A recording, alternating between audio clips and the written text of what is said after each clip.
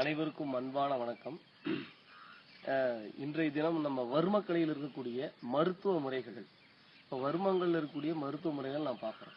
எந்தெந்த வர்மம் எந்தெந்த நோயை குணப்படுத்தும் அப்படின்னு நம்ம பார்க்கலாம். இன்னைக்கு பார்த்தீங்கன்னா ஒரு 3 வர்மங்களை நம்ம பார்க்கிறோம்.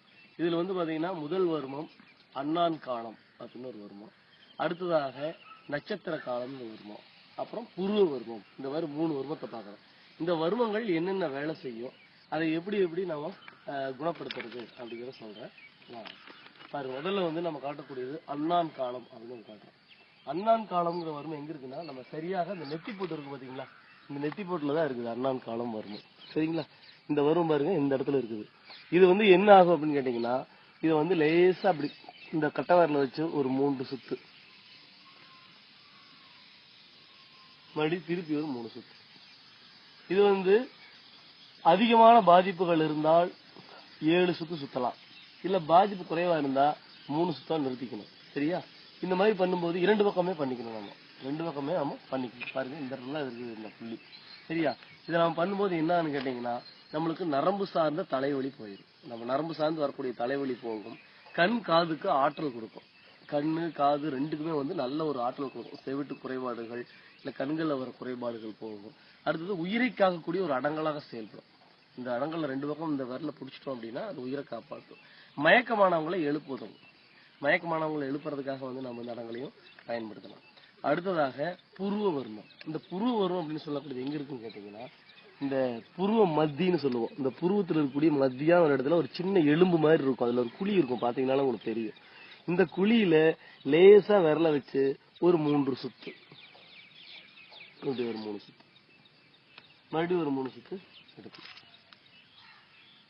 சரியா, இது நம்ம சாதாரணமா பண்ணக்கூடியது. பாதிப்பு இருக்கிறவங்களுக்கு நம்ம 7 தடவை இல்ல 9 தடவை வரைக்கும் பண்ணலாம். சரிங்களா, இது நம்ம தினந்தோறும் காலையில் நேரத்துல பண்றது ரொம்ப நல்லது. தினந்தோறும் பண்ணிட்டு வரணும். 10 நாள் பண்ணா போதும், அதுக்கு மேல பண்ண வேண்டியது இல்லை. நம்மளுக்கு நோய்கள் குணமாயிடும். இது என்ன ஆகும், இது என்ன பண்ணும், நம்ம 2 இடத்துலயுமே இதை அமுத்தி விட்டுறோம். 2 நம்ம அமுத்தி விட்டுறோம்.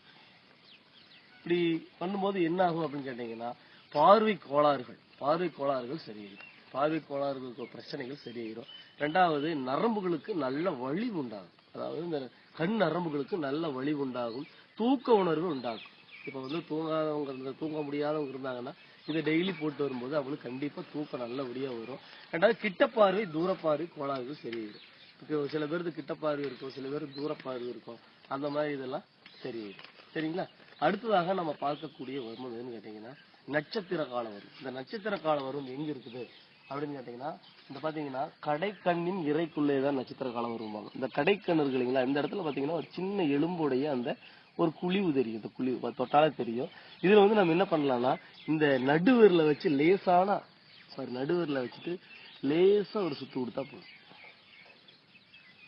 மெதுவா தான் சுத்தணும், ஜாக்கிரதையா சுத்தணும். சரிங்களா, அது போக மறுபடியும் திரும்பி ஒரு சுத்து. அதே போல இந்த இடத்துல நடுவரில் வச்சுக்கணும்.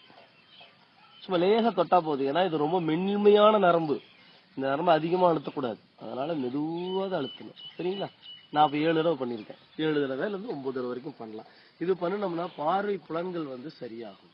பார்வை புலன்கள் சரி ஒழுங்காகும். அது சரியா வேலை செய்யும். கண் நரம்புகளுக்கு நல்ல வலிவு கொடுக்கும். கண் நரம்புகளுக்கு நல்ல வலிவு கொடுக்கும். கண்ணுடைய அழுத்தம் சரியாகும். சில பேர் கண் அப்படியே அழுத்திக்கிட்டு இருக்கும் ஒரு மாதிரி.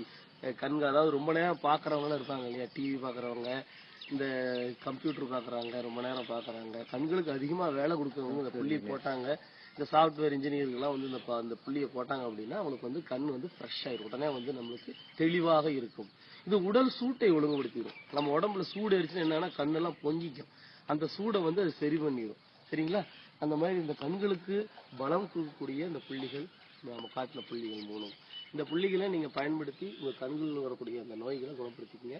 நன்றி, வணக்கம்.